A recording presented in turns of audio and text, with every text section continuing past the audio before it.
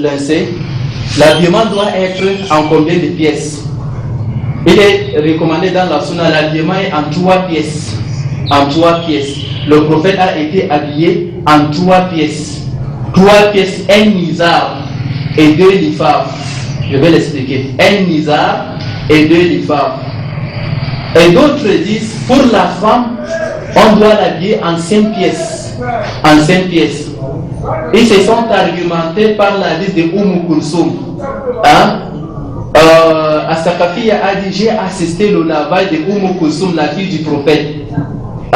Elle a été habillée de 5 pièces, mais la liste n'est pas authentique. Dans la chaîne de transmission de la liste, il y a un rapporteur qui est faible, et alors la liste n'est pas authentique. Voilà pourquoi les ulamas disent il n'y a pas la différence entre l'homme et la femme. Mais l'imam Shafi'i, dans il dit donc le cas de base c'est 3 pièces, mais pour la femme c'est mustahab. On comprend bien mustahab, c'est recommandé mais pas un acte obligatoire, un acte surrogatoire. Ibn Munzar a un grand recueil. Tout ce qui a été consensus des savants, il a un grand recueil de consensus. Il a dit c'est un consensus des savants. Habiller la femme par 5 pièces est recommandé mais n'est pas wajib. Est recommandé mais il n'est pas obligatoire. Et là on a besoin de 2 izar, un izar et 2 lifar. L'izar, on ne peut pas dire pagne, parce que il ne se porte pas comme le pagne. Le pèlerin porte l'izar et lorsque quelqu'un est mort, on doit l'habiller par l'izar.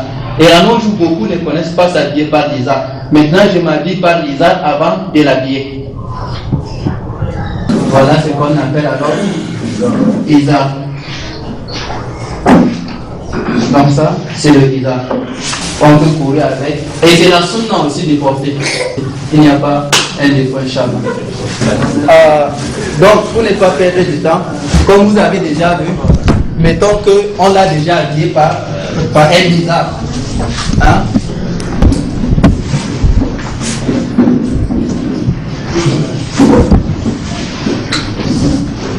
Disons que c'est un izar, comme vous avez déjà vu comment j'ai.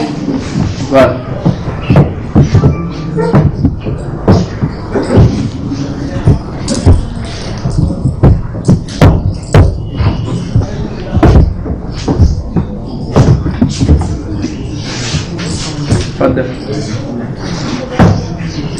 Des nombrils au genou à tout prix. Voilà. Et en ce qui concerne le lacet, à nos jours souvent il faut aller chez le tailleur afin de couper le lacet, il faut prendre des minutes. Nous-mêmes on peut aller au marché et facilement découper le lacet. Là, qu'est-ce qu'on doit d'abord mesurer? On doit d'abord mesurer l'épaule. On doit d'abord mesurer l'épaule. Lorsque j'ai 30 centimes, et alors je le fais x 3. Donc 30 centimes, je prends combien de mètres? 1 centimètre 90. Voilà. Lorsque c'est 50, je fais 150. Voilà, c'est tout simple.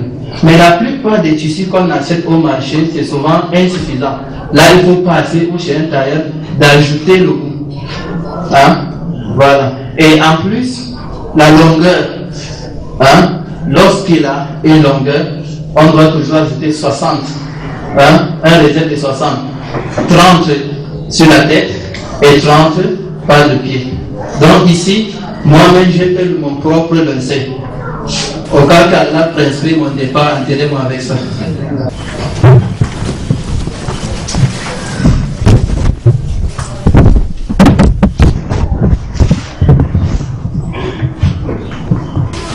Je dresse un peu bien, monsieur. Faites descendre.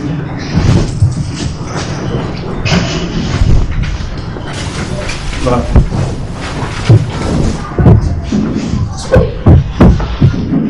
Et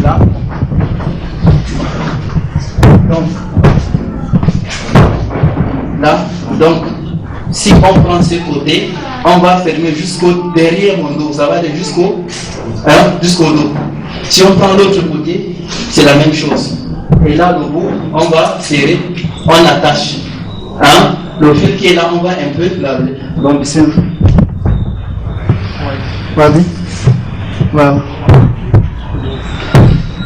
Et il n'est pas aussi recommandé dans la sunna de laisser la main comme ça. La main se laisse comme ça. Allez-y, fermez. Non.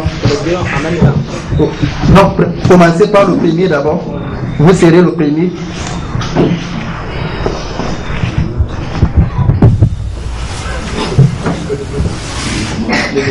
Le deuxième. Serrez un peu. Voilà. Roulez au niveau de la tête.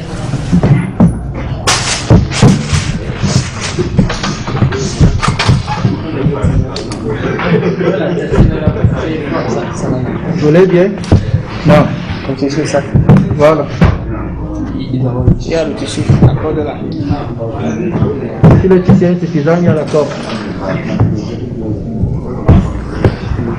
Il ne faut pas qu'on voit mes pieds, ça doit se fermer tout. Voilà. Attache, non?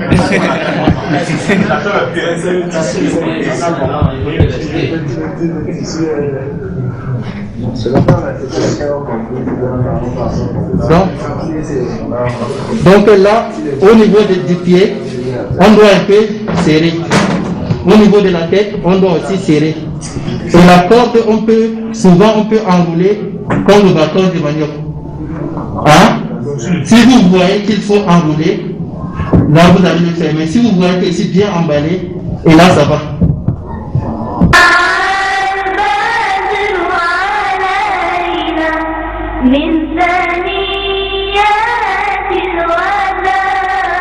Une fois lavé et enseveli, les morts est désormais conduit vers sa tombe. Mais avant, une prière mortière est accomplie. Détail de l'enterrement et de la prière mortière, c'est avec, bien sûr, notre formateur, Cheikh Zakaria Ndoti.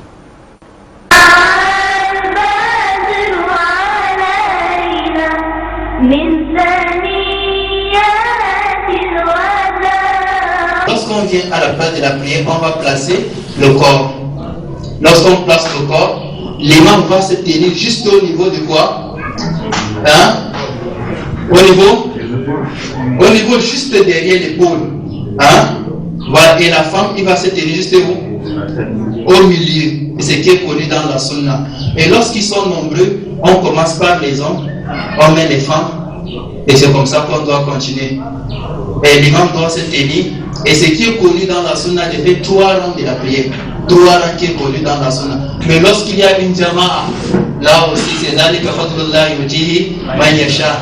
Là 10 rangs, 5 rangs, Alhamdulillah. Mais lorsqu'on voit 30 personnes, il nous faut 3 rangs à tout prix.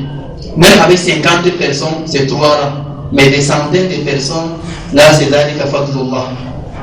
Et c'est l'imam qui va diriger la prière. C'est qu'il est recommandé de dire Safou, Safou, Fakum Tarasu et Tadilou, c'est la prière. Le prophète a dit Sallu Kamara et Tomuni au Salli. Donc dans la prière, la première des choses qui est recommandée, c'est de quoi? De dresser les rangs. Lorsqu'il redresse le rang, et il va diriger la prière. Allahu Akbar. Donc cette première takbir, on appelle takbiratul ihram. Cette takbiratul ihram est wajib. Allahu Akbar. Donc, ce qui est connu, la plupart des hadiths ont parlé de 4 takbir. Allahu Akbar, 4 takbir.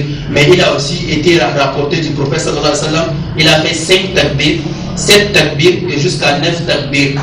Hein? Donc, lorsque nous voyons un imam faire 4 ou 5 ou prolonger à 9 takbir, là on ne doit pas le contredire, c'est la sunna du prophète. Et de préférence même de varier, afin de nous enseigner la sunna. Parce que si on ne varie pas tous les jours 4, voilà pourquoi on condamne vite. Mais si on variait, alors on n'aurait pas des soucis ou des divergences entre nous. Donc, ou 4 takbir, ou 5, ou 6, 7, 8, jusqu'à 9. Mais il n'a jamais rapporté 10 takbir. De 4 à 9. Et lorsque l'imam se tient, Allahu Akbar. Deuxième point, le premier takbir, on soulève la main. Est-ce que les 3 derniers takbir doivent-on aussi soulever les mains? Hein, voilà là où d'autres disent on ne doit pas soulever la main. Et Mohamed Hassan, dans son recueil des Ahkam al-Janaïs et d'autres savants disent non, ça c'est un cas, c'est le même cas de la prière de Eid. la prière de Eid, la prière de Janada, la prière de Istisqa, il y en a plusieurs takbir. Et alors, soulever la main, c'est un cas de choix. Celui qui veut, il soulève la main, et celui qui ne veut pas, il laisse. Mais de préférence, lorsque ton imam soulève la main, tu dois soulever. Pourquoi? Le prophète a dit dans l'hadith de Bukhari, Innama ju'ila al-imamu liyutamma bihi. On vous a mis l'imam afin de nous copier. Et alors, lorsqu'il fait Allahu Akbar, tu dis Allahu Akbar. Donc, Allahu Akbar. Et dans la sunna, c'est de poser la droite sur la gauche. Souvent, il y a ce qu'on appelle al-waqf, poser. Il y a aussi al-qabdu, d'attraper le poignet. Où on pose, où on attrape le poignet.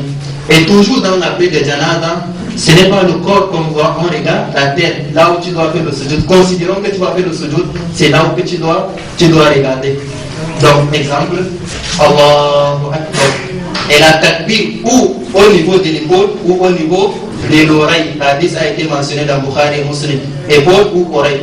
Allahu Akbar. Là, il est recommandé de lire Surat al-Fatiha. Alhamdulillah. Et lorsqu'on lit Surat al-Fatiha, elle ne se lit pas au cœur. Elle ne se lit pas au cœur. Même la prière des Zuhur, Asr ne se lit pas au cœur. On a de lire à voix basse. Il y a la différence entre la voix basse et de lire au cœur.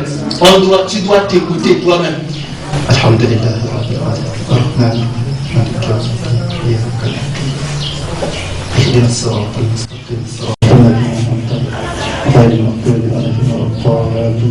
Et on lit la surah. Un jour, Abdullah ibn Abbas, il a dirigé la prière. Après avoir lu la Fatiha, il a lu la surah. Lorsqu'il a fini la prière de Janaza, et voilà les compagnons. Mais c'est que j'ai de prière Ibn Abbas. Comment lire la surah? Il a dit, je l'ai fait sciemment afin de vous enseigner que c'est la sunna du prophète. Donc souvent, la meilleure façon d'enseigner, c'est de pratiquer. Donc là, je l'ai fait sciemment. Donc on peut lire la surah. Et la surah est au choix.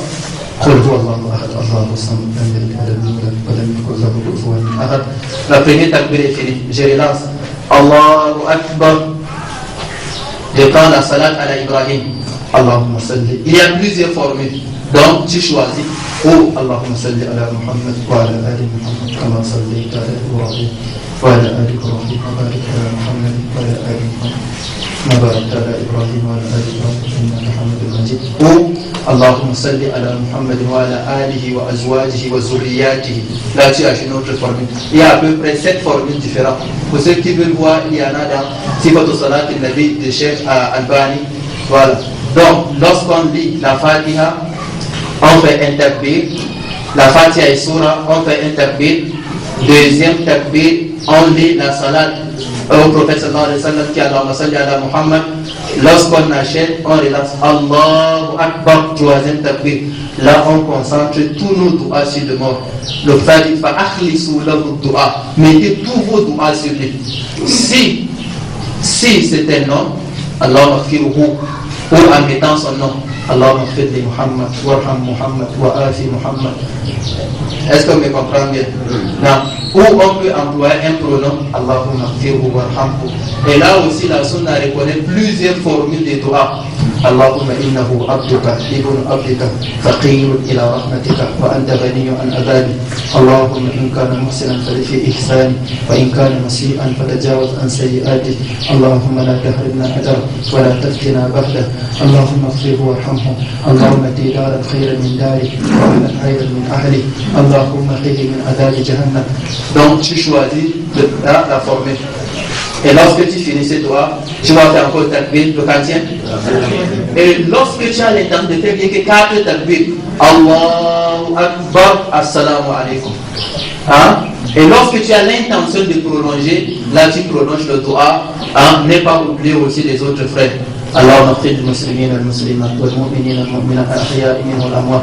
اللهم اغفر لحينا وميتنا وخاطرنا وغائبنا وذكرنا وأنصانا برحمتك يا أرحم الراحمين. اللهم لا تحرمنا أجرهم ولا تفتنا بعدهم. Donc tu vas prolonger 4, 5, ça dépendra de toi.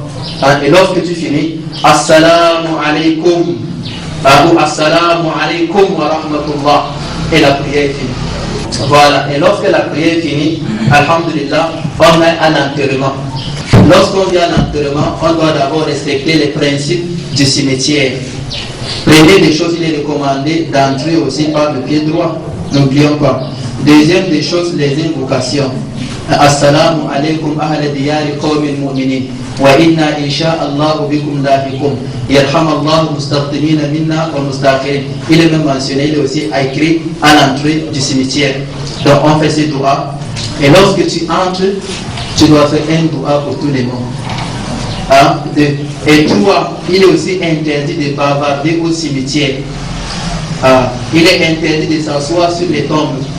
Il est interdit de s'asseoir sur les tombes. Et lorsqu'on amène un cortège, lorsque tu es debout, lorsque tu es assis au moment de l'enterrement, tu te tiens debout. Mais lorsque le cortège passe au quartier où tu es ici, on va sortir le corps. Là aussi, au début de l'islam, le prophète s'est levé lorsqu'il voit le corps. Et après, il a abandonné et ses compagnons ont abandonné. Voilà, donc lorsqu'on voit le corps, ce n'est plus la sunna mansoura. Elle était sunna. Lorsqu'on voit un corps musulman ou pas, et alors on s'élève, respect de l'être humain. Et après, le prophète l'a abandonné. Nous aussi, nous allons abandonner. Lorsqu'on amène le corps, on dépose le corps, et il y a deux formes de tombes. Il y a ce qu'on appelle Ashiqou et Allahadou.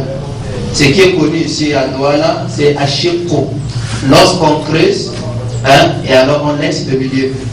On creuse aussi le milieu. Souvent on dit le salon, la chambre. On laisse le milieu. C'est ce qu'on appelle Ashiqou. Lorsque le prophète sallallahu alayhi wa sallam est mort, les compagnons se sont demandé laquelle doit-on creuser au prophète sallallahu alayhi wa sallam, Ashiqou ou Allahadou? Parce que Allahadou s'est fait juste du côté. Lorsqu'on creuse, on ne doit plus encore creuser au milieu, mais au bout du côté. Ce qu'on appelle Allahadou, comme un petit coffre. Bon, ils ont dit, bon, appelons les deux personnes, le spécialiste en Shirko et le spécialiste en Lahd. Le premier arrivé, c'est lui qui va creuser au prophète sallallahu alayhi wa sallam. Et c'est Allah qui a été le premier arrivé.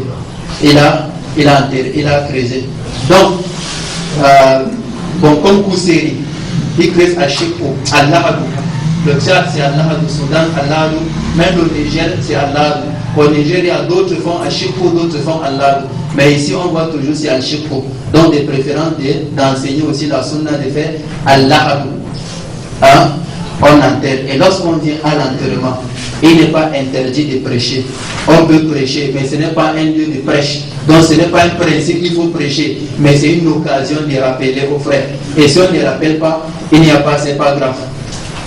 Lorsqu'on vient pour enterrer, et alors qui doit descendre le corps? En ce qui concerne l'homme, tout le monde peut descendre le corps, en commençant d'abord par son testament, lorsqu'il laisse le testament. S'il n'y a pas le testament, tout le monde peut enterrer. Et la sunna, c'est que la sunna enseigne, lorsqu'on amène déjà le corps, et alors on n'attend personne. Attendez telle personne, s'il veut assister qu'il avait vu. Attendez, non. Dès qu'on amène, on l'enterre. Si vous avez suivi l'enterrement de l'ancien roi d'Arabie Saoudite, avant que son fils arrive, on a déjà enterré. Il s'est précipité pour assister, non? Il est venu en retard. Donc, comme il connaît que c'est la sunna, il n'avait pas de soucis. Et on doit amener le corps. Si c'est l'homme, j'ai dit, pour le testament, on doit le mettre. Et la sunna recommande d'avancer d'abord le pied. C'est amener d'abord le pied et qu'on descend l'épaule. Donc on ne dépose pas le corps comme ça une fois, non. On enfonce d'abord quoi? Le pied et puis on descend l'épaule. Voilà ce que la sunna enseigne. Et la sunna enseigne de dire Bismillah wa ala millati Rasulullah. Au nom d'Allah, par la tradition du prophète sallallahu alayhi wa sallam. Là, si tu dis La ilaha illallah Muhammad Rasulullah, et quelqu'un te dit, tu vas dire que La ilaha illallah n'est pas bon. Tu dis La ilaha illallah est bon, mais ce n'est pas sa place. Voilà le problème d'innovation. D'autres, lorsqu'on dit c'est une innovation, tu vas dire que c'est telle chose qui n'est pas bon. Non, c'est de mettre toutes choses à sa place. Voilà ce qu'on veut dire de l'innovation. Mettre toutes choses à sa place. Donc ici, lorsqu'on met. Mais la femme, voilà ce qu'on doit beaucoup attirer nos attentions. Ce n'est pas tout le monde qui s'en charge de descendre la femme. Donc on m'écoute bien. Celui qui s'en charge de descendre la femme, c'est qui? Lorsque la fille du prophète est décédée, Son père était là, prophète sallallahu alayhi wa sallam. Son mari était là, Ousmane bin Affan. Il a dit, qui n'a pas couché hier nuit par sa famille. L'époux n'a rien dit. Le prophète aussi savait que les conditions ne sont pas requises. Et voilà, quelqu'un derrière, il a dit, moi, c'est toi qui as le droit de lui faire descendre. Hein? Donc, on doit poser la question. Et si on connaît, celui qui sait qu'il a eu à faire un rapport sexuel, et alors qui s'est mis, qui se met de derrière, et à d'autres s'avancent. Et voilà d'où on privilège aussi les célibataires. Et lorsqu'on enterre, on finit d'enterrer, le prophète sallallahu alayhi wa sallam a dit, implorer Allah afin de lui contribuer. Hein? Là, les anges viendront. 4 questionnaires, n'oublions pas. Marrabuka, Wama dinuka, Wama nabiyuka, Wama amaluka. Ton prophète, ta religion, ton œuvre, ton vrai travail, c'est le jour là que tu vas dire. Hein? Et le prophète sallallahu alayhi wa sallam a dit, le croyant dira Rabbi Allah. Hein? Muhammad sallallahu alayhi wa sallam, Nabi wa Rasuli. Al-Islam dini. Et quel est le travail du croyant? Le vrai travail du croyant. Et il va dire, j'ai lu le Coran et je l'ai mis en pratique. Voilà notre vrai travail. On te demande dans Al-Tom, tu dis Allah, j'étais informaticien. Al-Amalu huna, qira'atul Quran ou al-Amalu bi.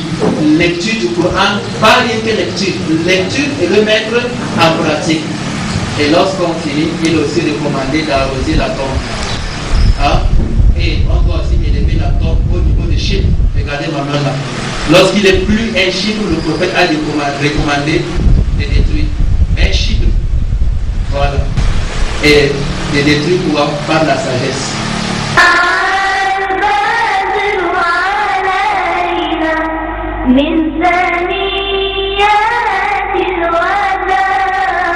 Ainsi est fait de la vie, frères et sœurs, dans la foi. Les cadavres est désormais abandonné sous la terre, sans sa famille, sans ses richesses, mais exclusivement avec ses bonnes œuvres. Qu'Allah exalté soit-il, nous assiste pendant cette période douloureuse, frères et sœurs, dans la foi. Et les vivants ne peuvent désormais que faire les invocations à l'endroit du défunt. Frères et sœurs, dans la foi, c'est tout donc pour ce séminaire, c'est tout pour cette émission. Mais avant de partir, nous allons vous laisser méditer sur cette invocation que vous pouvez d'ailleurs retrouver dans les livres de la citadelle des musulmans. Invocation indiquée donc pour les morts. Le prophète Mohammed sallallahu alayhi wa sallam l'a enseigné à ses compagnons et par ricochet à toute la umma. Allahumma gfir li hayyina wa mayitina wa shahidina wa ghaibina wa kabirina wa sangirina wa dhakarana wa unsana. Allahumma man ahaytahu minna fa ahyi al-islam wa man tawaffaytahu minna fatawaffahu ala al-iman. Allahumma la tahrimna ajrahu wa la tudillana ba'da. La traduction de cette invocation, frères de la foi, Allahumma gfir li hayyina wa mayitina. Oh Allah, pardonne nos vivants ainsi que nos morts. Wa shahidina wa ghaibina, les présents comme les absents. Wa kabirina wa sangirina, les grands comme les petits, les jeunes comme les vieux. Wa dhakarana wa unsana, les hommes comme les femmes. Allahumma man ahaytahu minna fa ahihi ala l'islam. Ô Seigneur Allah, quiconque tu maintiens en vie parmi nous, alors fais-le dans l'islam. Wa man tawaffaytahu alayna fatawaffahu ala l'iman. Et quiconque tu retires son âme, alors fais-le dans la foi. Allahumma la tahrimna ajrahu. Ô Seigneur Allah, ne nous prive pas de sa récompense. Et nous n'égare pas après donc sa mort. C'est tout pour aujourd'hui, adorateurs d'Allah. Vidéo de l'Islam, c'est tous les vendredis à partir de 16h30 et la rediffusion, c'est le samedi à 6h30. Et nous vous rappelons que vous pouvez entrer en contact avec cette émission en nous contactant à travers les numéros qui s'affichent sur votre petit écran. Sur ce, subhanakallahumma wa bihamdik, nashhadu an la ilaha illa anta nastaghfiruka wa natubu ilayk. Wassalamu alaikum wa rahmatullahi wa barakatuh.